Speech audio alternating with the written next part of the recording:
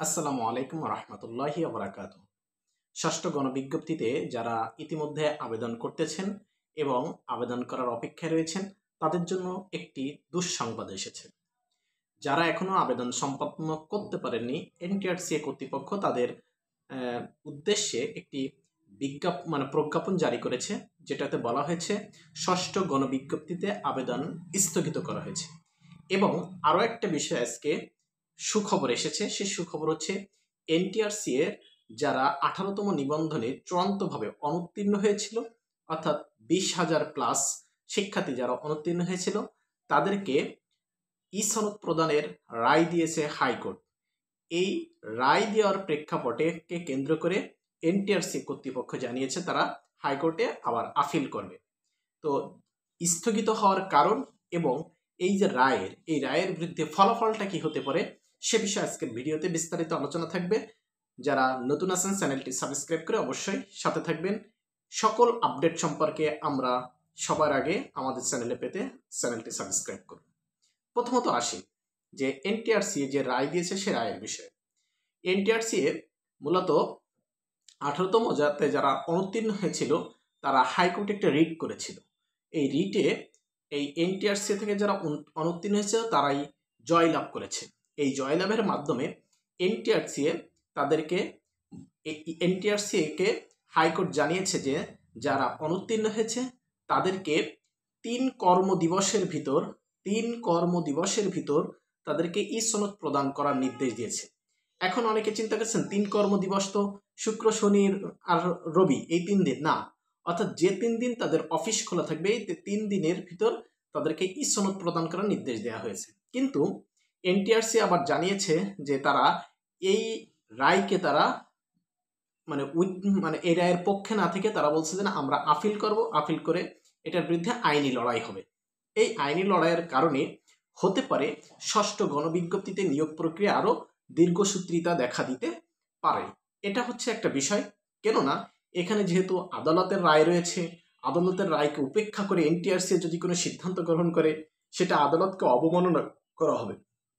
সেজন্য এখানে যেহেতু একটা আইনি লড়াই রয়েছে, এই আইনি লড়াই সম্পন্ন শেষ হওয়ার পর হচ্ছে যারা ষষ্ঠ গণবিজ্ঞপ্তিতে আবেদন করতেছেন অর্থাৎ উত্তীর্ণ যারা হয়েছেন 60,000 প্লাস শিক্ষার্থী তাদের হয়তো নিয়োগ প্রক্রিয়া বিষয়ে এনটিআরসির সামনে যাবে, কিন্তু আগে আইনি লড়াইটা সম্পন্ন করতে হবে।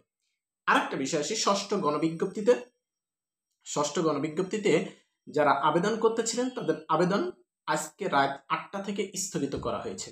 অনেকে তাড়াহুড়া করে এখন আবেদন করতে যাচ্ছেন, তাদের উদ্দেশ্যে বলবো এখন তাড়াহুড়া করে আপনার আবেদন করতে গিয়ে যদি ভুল করে ফেলেন এটা কিন্তু আপনার চাকরি জীবনে বড় একটা সমস্যা সৃষ্টি হবে। এর জন্য এত তাড়াহুড়া করাচ্ছে প্রয়োজন নাই।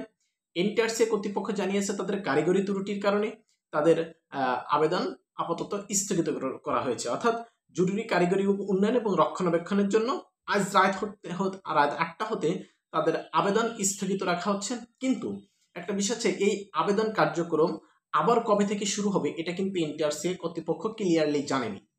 এখন বিষয়টা হচ্ছে তাহলে কবে হতে পারে। বিষয়টা হচ্ছে যেহেতু আপাতত 2-3 দিন বন্ধ আছে, কালকে শুক্রবার শনিবার বন্ধ, রবিবারে আশুরা সরকারি ছুটি, সেক্ষেত্রে নির্দিষ্ট করে কেউ বলতে পারবে না যে কবে আবার আবেদন কার্যক্রম শুরু হতে পারে। এখন বিষয় হচ্ছে তাহলে আমরা যারা আবেদন করিনি তাদের কি হবে। বিষয়টা হচ্ছে যারা আবেদন করেননি নিঃসন্দেহে আপনাদের জন্য এনটিআরসি আরো সময় বৃদ্ধি করবে, কেননা সময় বৃদ্ধি না করলে এই আবেদনগুলো সাবমিট অনেকে করতে পারবে না। এখন দেখেন কতটা এখানে গাফিলতি রয়েছে।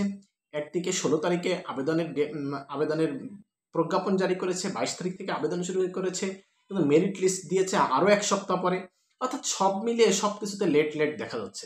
সেক্ষেত্রে আমার যে ব্যক্তিগত একটা অ্যানালাইসিস থেকে আমি বলতে পারি যে এনটিআরসি যে নিয়োগ প্রক্রিয়া, এই নিয়োগ প্রক্রিয়া হয়তো বা একটু পিছিয়ে যেতে পারে, কেননা একদিকে আন্দোলন চলতেছে, একদিকে আদালতের রায় এসেছে, এনটিআরসি আবার আপিল করবে। এখন এখানে আরো একটা বিষয় হতে পারে, এনটিআরসি যাদেরকে ই সনদ দিতে বলা হয়েছে আদালত থেকে, এখানে যদি অনুত্তীর্ণরা যদি এখানে জয়লাভও করে এনটিআরসি আপিল করার পরে, তাহলে হয়তো বা এনটিআরসি নতুন কোনো সিদ্ধান্তও নিতে পারে যে হয়তো বা বিশেষ গণবিজ্ঞপ্তি দিয়ে তাদেরকে আবেদনের সুযোগ দিতে পারে, এটাও হতে পারে। কিংবা যদি মনে করেন অনেকে এখন আবেদন করে ফেলছে, আবেদন এরপরে অনেকে মেরিট লিস্ট প্রকাশিত হয়েছে, এখন এই নতুন করে যদি আবার 20,000-দের আবেদনের সুযোগ দেওয়া হয়, আবার মেরিট লিস্ট নতুন করে প্রকাশ করতে হবে, ইত্যাদি অনেক ঝামেলা রয়েছে। এখন এই ঝামেলাগুলো এনটিআরসি কোনভাবে কিভাবে হ্যান্ডেলিং করবে, এটা এনটিআরসি এর কাছেই হচ্ছে সকল সিদ্ধান্ত রয়েছে। এখন যেহেতু এনটিআরসি আপিল করতে চেয়েছে, নিঃসন্দেহে তাদের কাছেও যৌক্তিক কিছু দাবি আছে, যৌক্তিক কিছু বিষয়গুলো আছে, এর জন্য তারা হাইকোর্টে তারা আপিল করবে। তো আমার যা ব্যক্তিগত অ্যানালাইসিস থেকে বোঝা যাচ্ছে যে এনটিআরসি কর্তৃপক্ষ মনে হয় আপিল করে এখানে আসলে ভালো কোনো ফলাফল পাবে না আমার যা। কেননা বিগত বছর অনেকের বলছেন স্যার বিগত বছর তো এনটিআরসি যতবারই আপিল করেছে ততবারই জয়লাভ করেছে, এবার মনে হয় না সে বিগত বছরের মতো হবে। কেন এনটিআরসির এবারের যে বৈষম্যগুলো, এই বৈষম্যগুলো স্পষ্ট, এবং এই স্পষ্টের আলোকে এনটিআরসি মনে হয় না আদালতের রায়ের কাছে যে এখানে তারা জয়লাভ করতে পারবে। এখানে অনুত্তীর্ণদেরই বেশি সম্ভাবনা দেখা যাচ্ছে তারা জয়লাভ করবে।